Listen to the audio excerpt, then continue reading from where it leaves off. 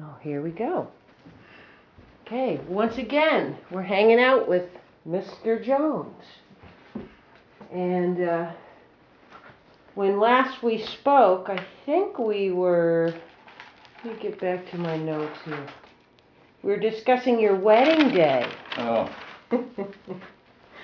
And you were trying to recall those events. You said it was September 10th, but you didn't say what year. Do you recall? 55. 1955, okay. How many people were at your wedding, do you recall? Oh, 50, 100, I'd 20? I'd say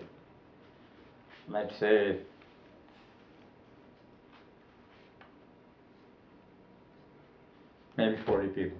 40. And you said it was in the Bay, right? At Where? a church. Where in the Bay Area? At a church in San Francisco.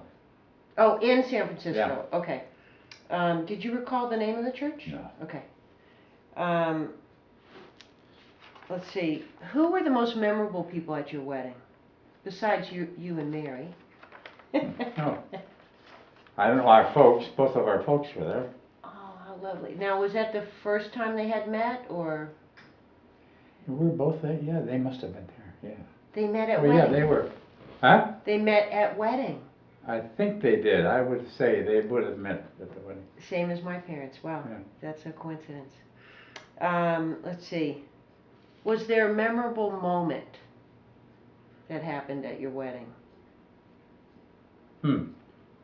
What was it for you? We got married. Well, I think I'm referring to, like, oh my goodness, when she walked down that aisle. She had me at the first, I don't know, something like that. Or when you were cutting the cake, or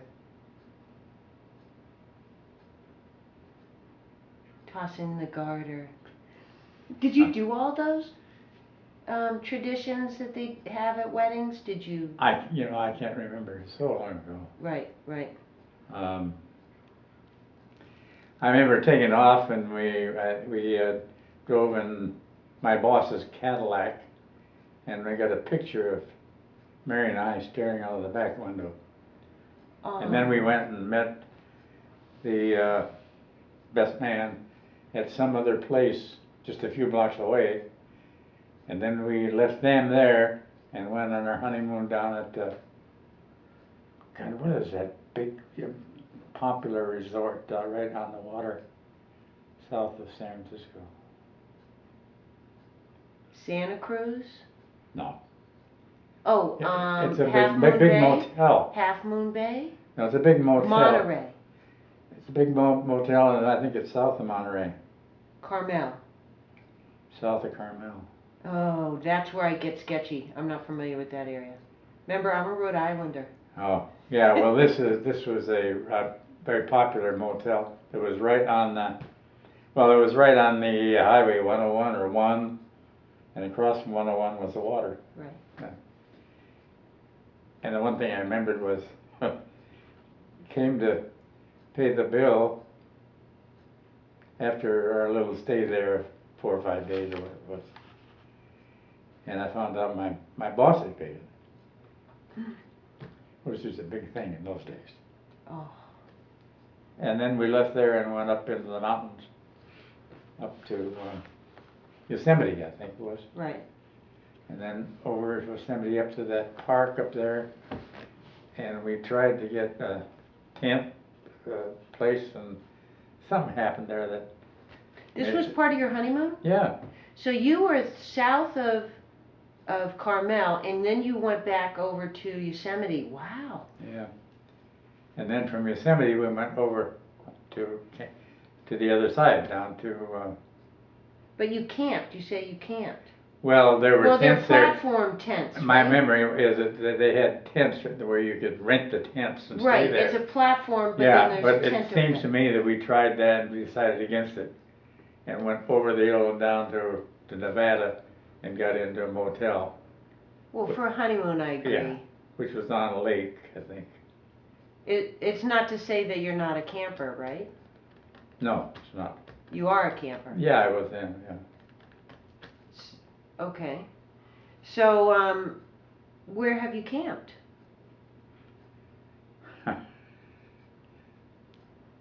So is this something you did with your children as well? Well, what we did with the kids was take them up to Shasta and rent a houseboat and take the small boat and fish and swim and all that sort of stuff. Oh, that's So I boat guess as far as really camping, boat camping. yeah, boat camping, that's what it was really. Right, right. Yeah. Wow, that's lovely. Do you remember, getting back to your wedding, do you remember who was at your wedding? Remember my dad and mother, remember her folks. I remember the best man, Tiedemann, who still is here. He was with me at the University of North Dakota. I was best man at his wedding on the day we graduated at North Dakota. Oh. And Sounds like he was a perfect best man. well, and his wife, the one she was married, when he was married, lived in northern Minnesota, Wow. which is right across. Minnesota's right next to North Dakota. Mm-hmm. So we just drove over to her home, and that's where I performed the being best man at his wedding. Oh. And had a little bottle of hooch to go with it. We stopped and had a bottle of. So you had the hooch on the way, you had Yeah. to sneak it in the car. Yeah. Then Then he graduated. So there was no hooch at the occasion, is what you're saying? Oh, I think there probably was. Oh, you had your pre-hooch. Yeah, right. Then to bolster his ego, or bolster him up. Anyway, he was in ROTC, and we Right. and of course we were graduating, so he graduated and got a commission, the second lieutenant degree commission, I guess. I graduated without that because I was in band and concert band and marching band and that sort of stuff. You And graduated from? University of North Dakota. In May of 42. 1942. With Had to Tiedemann. have a extension of our stay in school to finish, just a little bit, and so it was May of 42 that we graduated. Wow. And when I got home, it was about like 2 weeks, and got into the service. Were you the first in your family to graduate college? Yeah. Oh. Yeah. Now, I would imagine that would be among one of your proudest moments. Yeah, my proudest moment was when I was in high school. I guess the English teacher was her fan, or I was a fan of hers, or she was a fan of mine, or she liked my folks, I guess. And after we graduated, I was in a lot of different activities in school, and you'd get certain merits and grades for that sort of thing. Okay, wait, now you need some details with that, because that's pretty scandalous right there. To become the most representative senior. Okay. And I didn't get it. Because you were doing hanky-panky? No, because... Not hanky-panky, but... that's what I'm going to tell you. So the teacher brought me into her room and said, "You know, Paul, you would have been most representative senior if Mr. Rock hadn't heard about you drinking beer down at the Armory." I said, "Oh, I don't care about that." She said, "No, but your folks would." So that's a good story. So oh, that's right. Then to follow that up. Right, you have some articles here to show. Yeah, well, this is the article on top here is the article about my graduation. And the article under there is my mother. Now, here's what I would like you to do. I'd like you to read it. Oh, okay. For all to see. I'm going to put this copy on top that looks like the clearest. Okay? Do you have enough light there? Yeah. Okay. Well, my mother or mine? On yours. Okay. No, on this one. Read the one on top. No, the one on top. The one on top is my mother. Right. Read. Oh, there's a different one? Yeah. I'm sorry. Right okay, then read that one that was pertaining to your story. And then we'll read the one about your mom. Oh, wait, where's mine? Is that the one about your mom, all of it? I guess it is. Let's see. Yeah, here it is. Okay. Because this follows up after I pulled a full pop in high school and drank beer at the Armory. The Armory? I want to hang out at the Armory. I didn't, so this, you want me to read this? Yes, oh yes, I think this is great. This is archived. This is for future generations. This Well, I was glad that my folks got this. This came to... So you saved this about your folks, or your folks kept it archived and now you... Yeah. Your folks did? Yeah.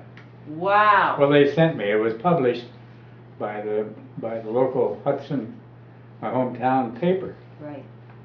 And so they sent me this copy. But that's telling that your parents kept that. Oh, yeah. So go ahead. Anyways, it's Paul Jones, son of Mr. and Mrs. Elliot Jones, and a senior at North Dakota University, Grand Forks, North Dakota, was recently elected to Beta Gamma Sigma, the highest scholarship honor conferred by that university School of Commerce. Mr. Jones will receive his diploma from the University of North Dakota next June, and notify Mr. Jones' parents of the high honor conferred upon their son. Professor E. Town, Dean of the School of Commerce, wrote the following letter, a copy of which was sent to the Star Observer.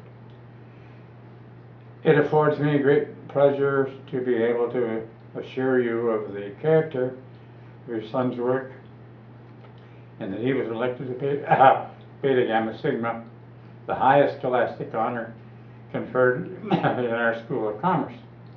To be eligible for membership in Beta Gamma Sigma, the student must stand in scholarship within the upper fifth of the total number of students enrolled in the class at the School of Commerce, and the number elected from the seniors may not exceed 1/10 of the number enrolled in the senior class, while the number elected from the juniors may not exceed 1/15 of the number enrolled in the junior class. This means that your son Paul, on the basis of his scholarship record, is one of the 5 highest in scholarship in this year's senior class.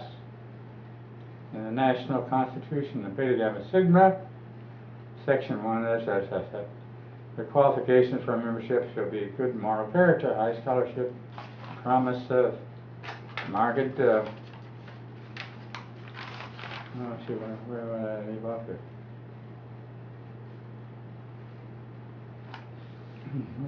Oh, here, market business ability.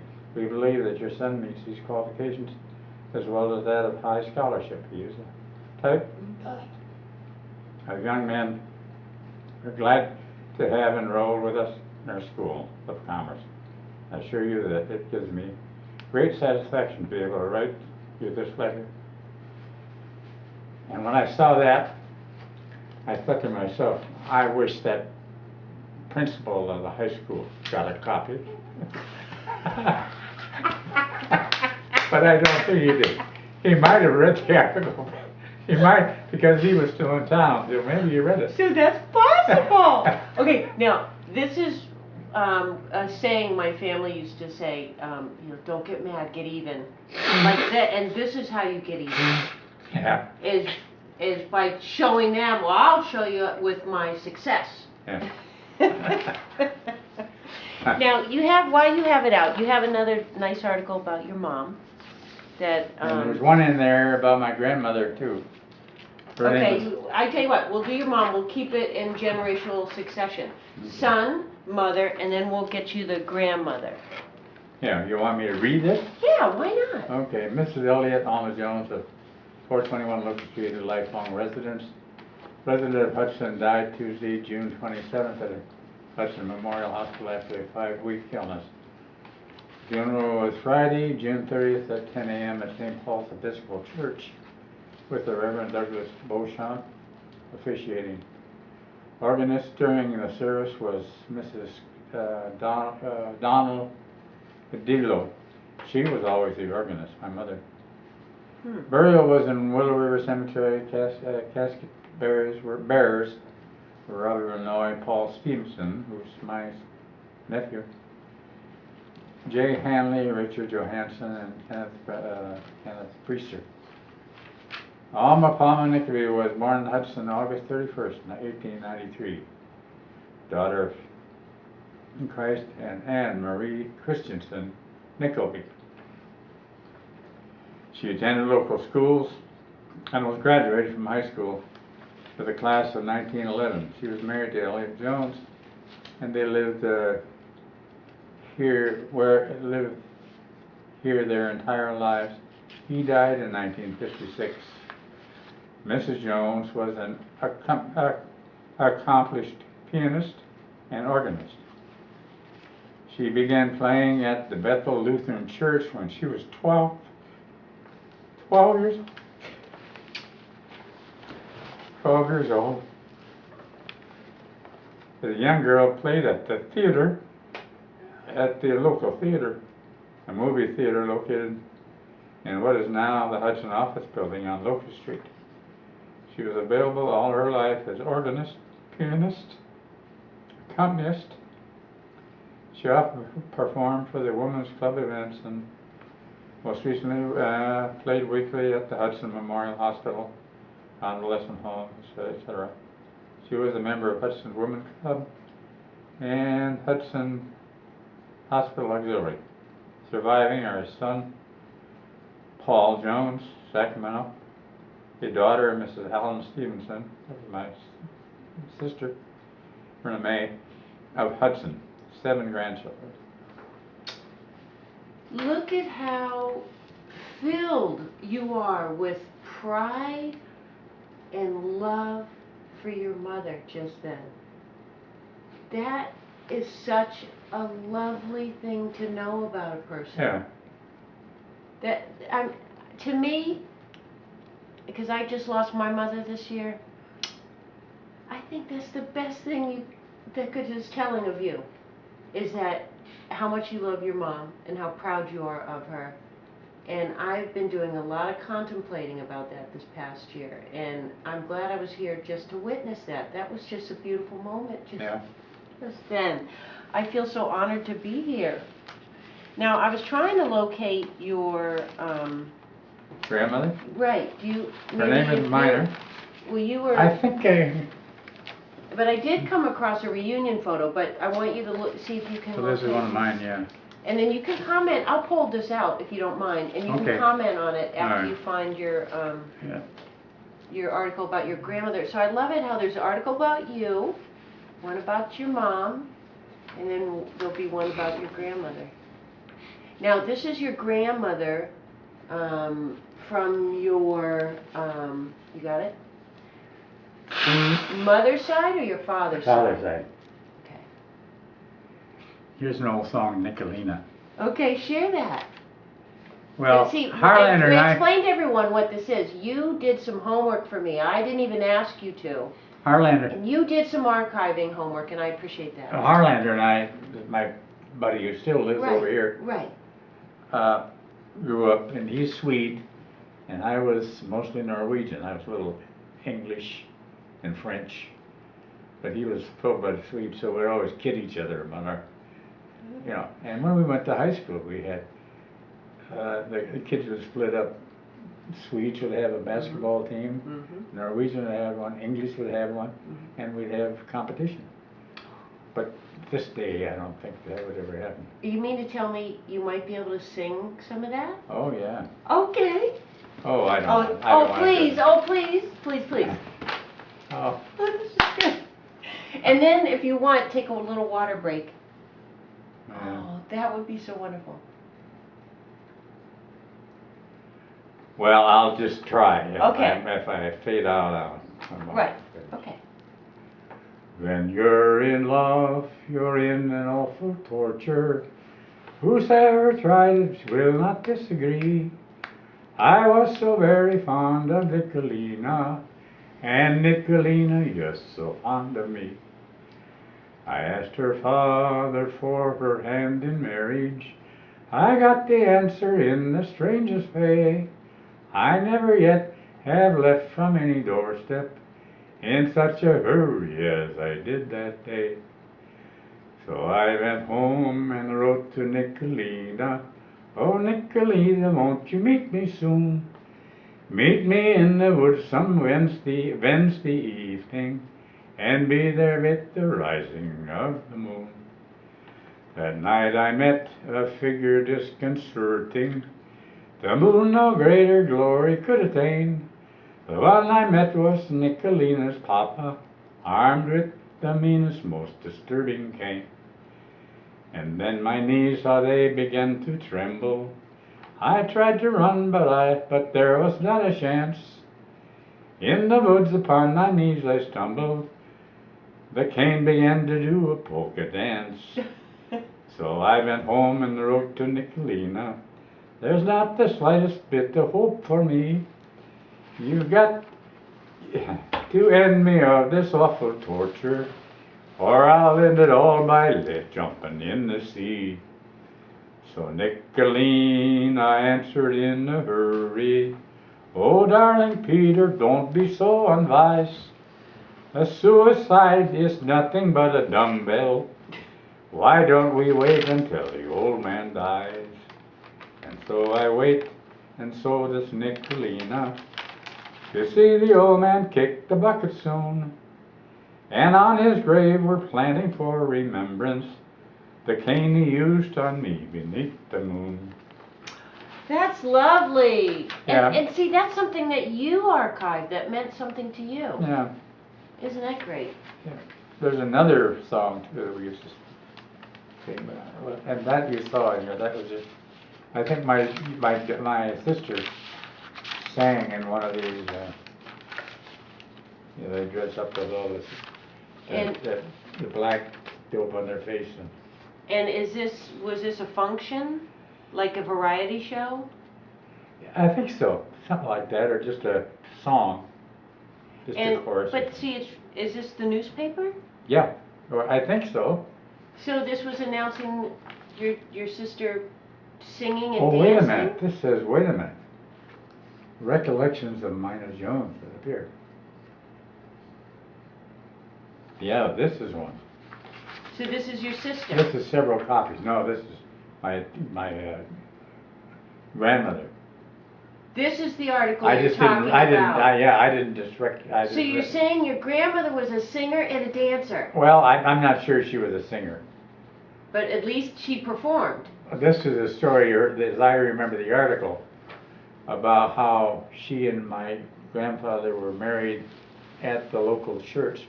I think they were the first to be married there in Hudson at this Episcopal church. In Hudson where? Wisconsin. Wisconsin, That's okay. where I grew up. But there's several copies of this. Let's see, let's read it and I'll know that. Okay. And the other thing I didn't realize, I always called her Mina. But this says, in 1939, for St. Paul's Guild, Mrs. Jephthah Elliott, Jephthah was my grandfather's name, Jephthah Elliott Jones, 1866 to 1958, wrote down her recollections of her early days in the church and in Hudson. Mrs. Jones, who was the first bride in the church building at 4th and Orange Street, was the mother of Elliot Latrace Jones, my dad, and the grandmother of Frederick Latrace Jones, Mrs. Elton Stevenson, my sister, Verna Mae Jones, and Paul Elliott Jones of Sacramento. My home was in Canada, she said in this article. We came here in 1882, before our church was built. Services were held in a small building back of the Presbyterian Church. I remember very little about the service held, but I do remember belonging to the Good Templars Lodge and attending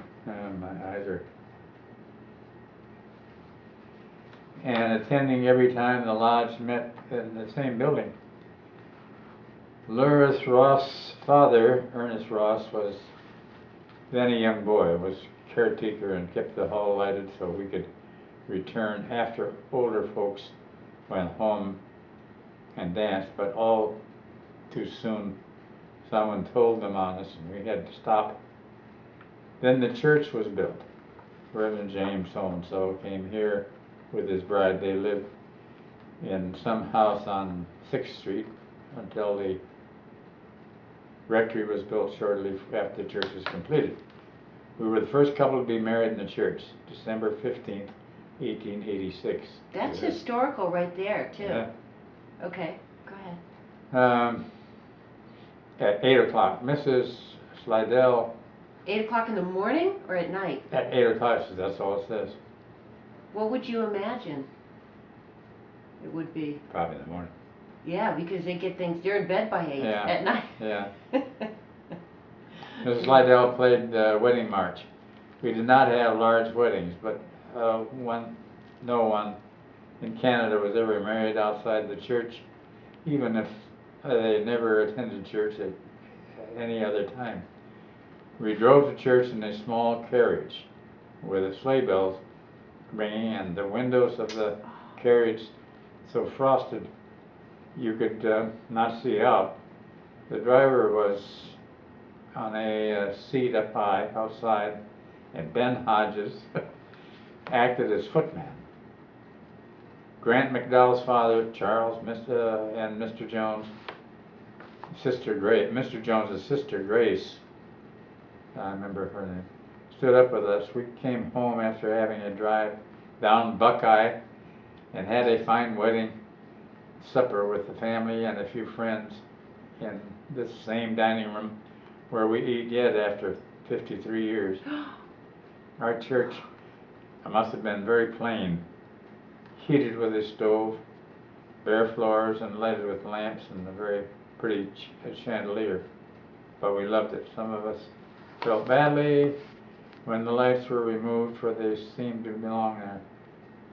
Mr. Slidell, who was living in Milwaukee, asked us to select our pews.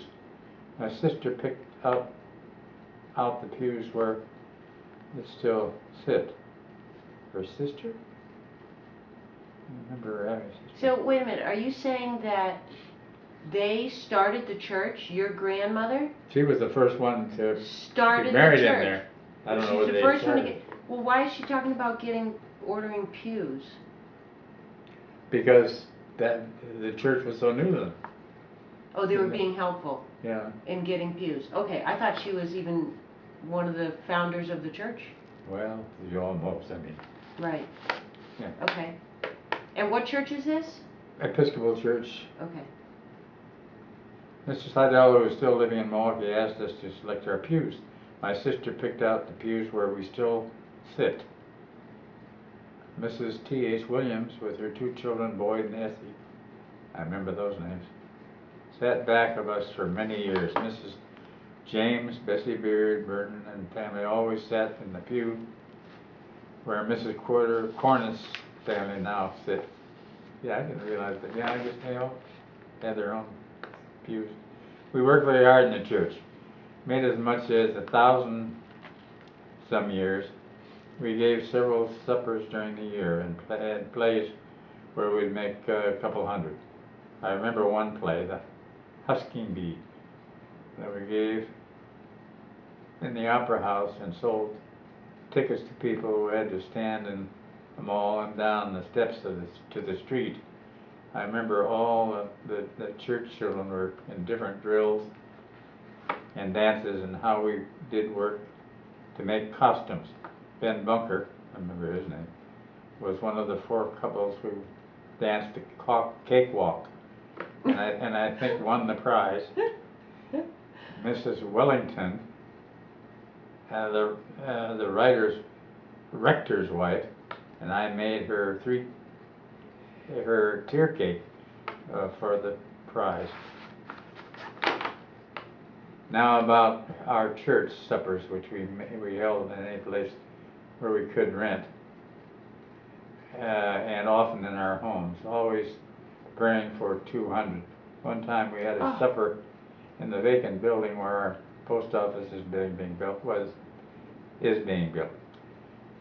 just an old vacant building and not even a stove. Everything was hauled there.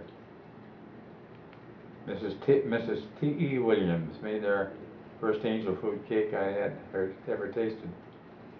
She doubled the recipe and baked it in a large milk pan. Said she was out flavoring, so just squeezed a lemon for flavoring, and it was delicious. Mr. Sam Johnson and Dr. Charles King ate at the table where I served, and Dr. J gave me $10 and Dr. K $5 for the supper. I remember another time when H.W.H. Phillips donated and made shrimp salad for our whole supper. We had suppers many times. So is this saying that they served the masses at their own expense, and then people donated if they could? Yeah, that sounded like How like lovely! Yeah. That was part of their mission at the church. Yeah.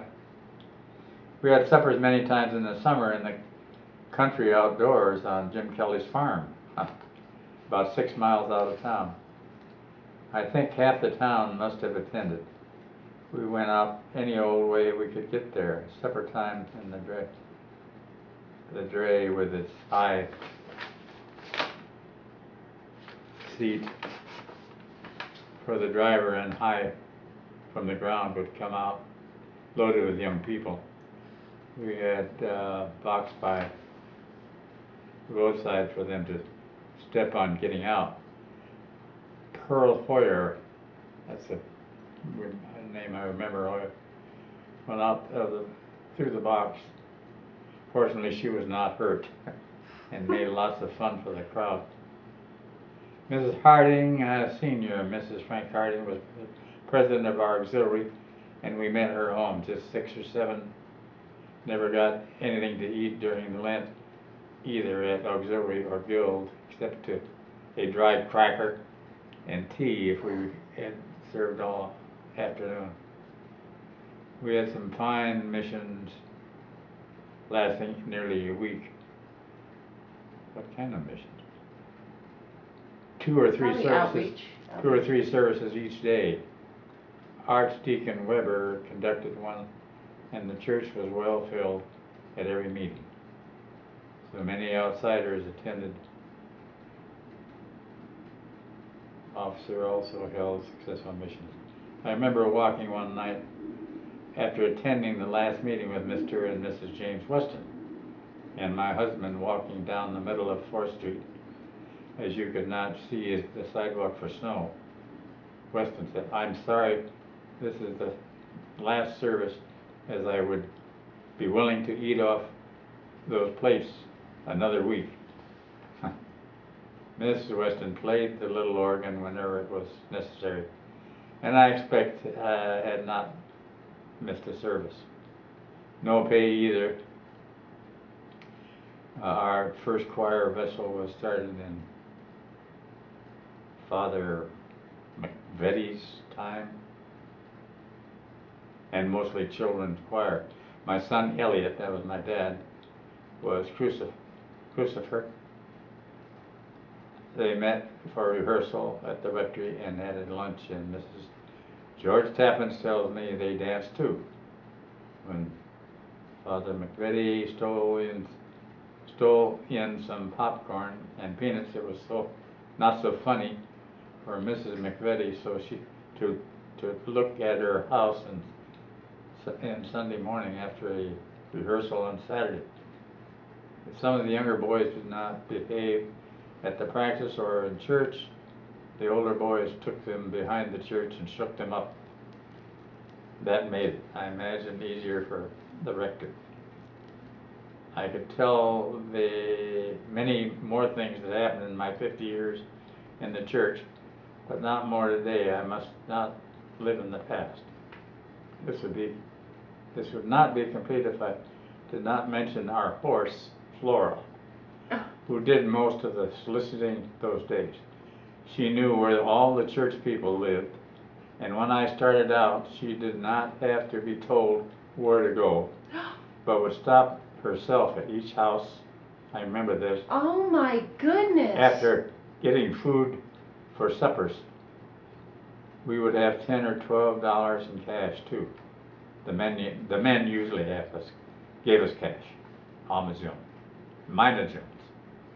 I never. That's an amazing story. Yeah. The horse was that connected with the church. Yeah. The horse. You know what? Here's my belief. That's one of God's angels affecting us all. Now, I have another one here that, well, here, we'll put it right here because you're finished with it, that I discovered, which is pretty amazing. High school class of 1938 holds reunion, 60th, Yeah. 6-0. Yeah. 60th reunion. Yeah, 1938. And there's your picture. 1938 is when we graduated, I think. Now, tell us about the event. Oh, I was just. I'm just going to grab a water. Tell us about the event. It was just a deal where we'd go back and have a gathering and have a dinner and have a few speeches and that was it. Well, Edna Beggs is one of them. The old gal here. I think she was 100 years old. now, who was there that impressed you? Well, Edna Beggs, for one, who was 100 years old.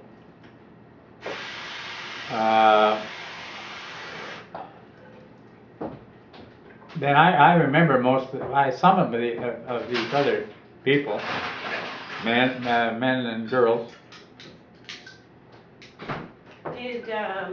How many people attended?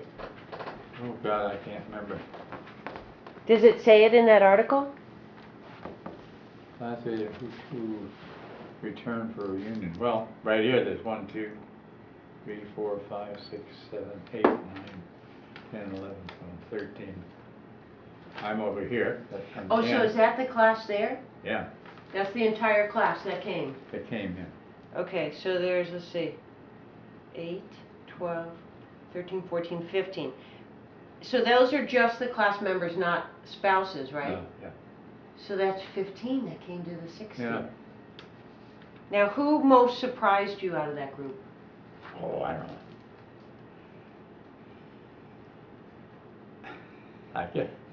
I guess it would be my date. It seemed to me that I picked her up to bring her. Oh. That was this 100-year-old Edna Beggs. No, wait, how come she's 100? How old are you? She was a teacher. She was one of our teachers. Oh. She's the only one that wasn't in the class. And I remember picking her up to take her to this. Oh, that's and lovely that she was there. Yeah. Is there anything else in there that you wanted to shed some light No, on? here's an article about my sister, Renee. Okay, what is that about? Oh, it's just about her passing. Oh, did you want to read it? No. When did she pass? She passed away, died July 4th of what year? 1997. Does it say when she was born? Because I don't think you could recall her birthday before. Well, she was 74 years old Okay. when she died. It says here, Renee. And she died in what year? Yeah, it must have been 1997. 1997. Wow. What do you miss most about her?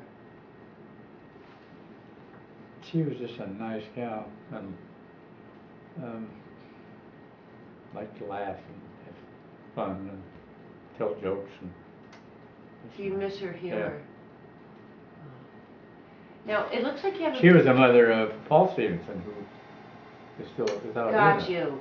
The big kahuna with Blockbuster. Yeah, Right. yeah. Yeah. He lost his job. No. Yeah. Oh no. But they're still. Did that just happen? It got down to the guy that was running everything in the east and Paul who was running everything in the west, as I understand it. And that's the way they said, well, we had more complaints about, or we had more people who disliked the one in out in the west than we did in the east, so we just selected it that way. So they downsized him? No, what they did, they are still paying him a monthly salary. Okay. And there's a good possibility they'll get a 75,000 bonus, which is in the mix back there. He knows about it. They've told him about it. If everything goes right with Blockbuster, then they can afford it, or they meet certain marks. Oh, so his bonus is at risk, you're saying? A little bit, yeah. Okay. So he still is employed. He's not fired. He's just Well, demoted? he's not really employed. They're just paying him. Period. And he's got a lot of connections. I don't quite understand that, but You don't understand how he what? still gets paid when they fired him. Oh, it's just a way of. Like, is it severance? Yes, yeah, just severance pay. Oh, gotcha. Okay, gotcha. Now, I did see a letter here of intent of working with Cal Gas, so you must be pretty proud of that. Oh, this is just. I got the same kind of thing when I retired. Mm-hmm. Severance pay. Mm-hmm. Wow. And that's what this is. Well, you know where we left off? We actually left off you went off talking about your best man. So believe it or not, we're still on the wedding. Yeah. I was wondering, did you know who your wife's maid of honor was? Oh, yeah. Who? I can't remember the name now. Right off the hand. Was Very it nice gal. a friend Uh, or relative? oh, she's a friend, but a close friend of Mary's. Oh, Living in Tulsa. in Tulsa? I think she went to school in Tulsa with Mary, Oh. and probably in the same sorority. Speaking of sorority, what was your favorite college memory?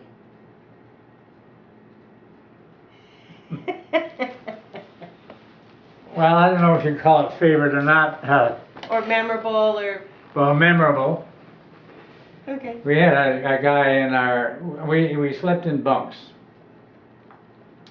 2 bunks to a tier. I mean, there are two bunks here, 2 bunks over here. Were you top or bottom? I was top, and so was a guy named Gunderson, who was a medical student, and he had a top bunk just across from me, down. And one time I got a wise idea, because this Gunderson, his name was, he was a guy from North Dakota, nice guy, very smart, med student. He had a deal, because it was upper bunk, he'd come in and put his arms up on the upper bunk, and then he'd bounce up and down, bounce and spring up and end on the bunk, on his bunk up. And so one time, I guess I must have had somebody help me. We put a little string, we'd attach the springs to the bunk that he would fall on with just some light string. So when he came in and he went through this routine of bouncing up and bouncing up, finally the big leap and to hit the bunk, and vomit goes right through it, of course. But. No, wait, you inspired this idea? Yeah. But the problem is, I paid the price, because. Don't get mad, he gets even. I know, it was What'd he do? either the following night or the few nights after that I get into my bunk in a proper way, but I feel some stuff in my bunk, in my sheets. What'd it feel like, gooey? It turned out to be cadaver meat. No, they didn't. No, they did. That's what he did. On top of your sheets or just below your sheets? In the sheets. And you got in it? Yeah. So you had to clean up? Oh, yeah. Oh. Now, did this pranking continue? No. Okay, that was it. You're even, Steven? Yeah. Now, that's a great college story. That's better than any college story I have. One of the problems that my buddy had, Gunderson, was we were up on the 2nd floor, And we had kind of French windows, you know. Mm-hmm. And we used to sleep with them open, and we'd get even some snow on the floor in the mornings. It'd be kind of cold, so we had a lot of blankets on. Mm-hmm. Well, he would walk in his sleep, and he'd get out of bed one night, got up on the window, this French window, and jumped out. Oh, And my then brother down. has that. That's Yeah. sad. And He died? no, but he broke his back, and after that we put him in what do they call a mother of the fraternity that was staying there. Did he wake up? Oh yeah, he came out of it all right, but he had to sleep in a bed downstairs, down where near where the house mother was. So someone could keep an eye on so him. they could always keep an eye on him. You know what, that's really, my brother has that. He's even eaten frozen pies. My mom would get up the next morning, I made this ahead of time for company. And 3/4 of it is eaten. And he did crazy stuff too, but that's really sad that he had to deal with that. Harlander and I met this Gunderson one time, not too long ago, when we both had motorhomes. And we went back east. We made a big circuit of the United States, up the northern route and back down the southern route. Mm. When we got out of the northern route, Gunderson was living in Pennsylvania. Wow. So we both went over and parked our cars at his home and stayed with him for about 4 or 5 days. Oh. And, Wow. As you audit your life, accounting all, what is the most memorable moment?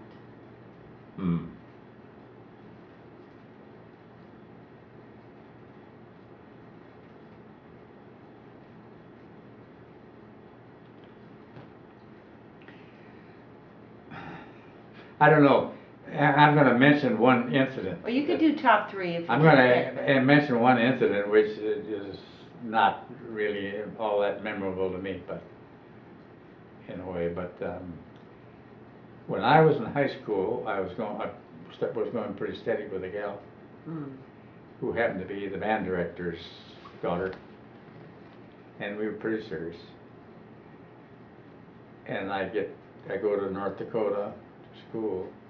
Even had her out there one time, and we had something going on at the fraternity. And I got her and a friend of hers to come out. Then after that, I heard that she was dating and other young guys in Hudson, in my hometown. And I got my ire up. And so from that point, when I came home, I just ignored her. I didn't talk to her, didn't call her. So the sequence of that is, of course, that when I got out of school, I was in the service in a week or two. So I got into the Army right away. And when I ended up at Camp Patrick Henry. So you're saying because of her, I'll show her. Yeah. And what? And then when I get to Camp Patrick Henry, on the way overseas with my unit, my hospital unit, I started having different feelings, and I thought, well, maybe I ought to write her. So Really? I wrote her, and I got some kind of an epistle. I can't even remember what it was now. It's like an email or something. When I was en route on the big boat overseas to Casablanca, from her telling me that she was getting married to a guy in California. So that's one thing. So that was that. Yeah. Wow, so your ship could have sailed in another direction had your reaction to it been different. No, Well, like the ship would have gone the same way. No, in other words, if you had forgiven her, I mean, who would have known? You know, what direction might have taken. Oh, so yeah. So it was all meant to be. It was all I guess meant to be to meet Mary. Yeah, that's right. see. Matter of fact, I haven't mentioned this very often. I'm not very proud of it. Oh. But when I got back and I knew that my sister had married my good old buddy in Hudson, I was very happy with that, and I knew that they were living a nice life of marriage, all that sort of stuff. Then I met this another doctor who was a very good friend of mine, who was a Sigma Nu at Sigma at University of North Dakota. And he introduced me to a very good-looking girl. And I'll be damned if thinking about how fine it was to be married and to a gal like my sister and a friend of mine. I got what do you call it? Oh, I asked her to marry me. This friend of mine back in Maryland. So before you asked Mary to marry you, you had asked somebody else to marry you. Wow. But when I asked this gal in Maryland, she was from Maryland? Yeah, she's on the East Coast, and I was back there. What was her name? Do you remember her name? No, I don't even remember her name. Okay. And I asked her to come to Hudson to meet my folks. So she took a train, came to Hudson. The minute she got off that train, I had cold feet. So I had to tell her that I just thought it was the wrong thing to do. Oh. So it just stopped right there. So what did she do? Turn heel and got back on the opposite train? Not right away, but in a few days, and she got back. Where did she stay for those few days? Oh, with us. I mean, with my She folks. stayed with you? Yeah. Well, with my folks. So she still met your parents? Yeah. Oh, yeah. Yeah. Oh my goodness. So how did she react? Was she civil? Quiet, I guess, because I don't She was remember. quiet. She wasn't any bombastic. She wasn't crying or swearing at me or anything. Well, that's telling about her character. That's lovely. Boy, nowadays, you know, people react with burning down your house. Yeah. I don't think Mary. That's an interesting I don't think I story. ever told Mary that, and I don't think I've told the kids that. I can't believe how our lives parallel a lot, because same thing happened with my father. He was supposed to be with someone else and redirect. And as my grandmother says, he traveled the world to find her. He found her in Okinawa with the USO. Okay, now, okay, we did that. What kind of traditions, oh no, wait. Was your religion the same, yours and Mary's? No. She's Catholic, I was Episcopal. And how did the two religions meld together? Well, quite well. I mean, I just go to the Catholic doings on occasion, and I go to Catholic church on Easters and that sort of thing. I wasn't into religion as much as she was. She was very...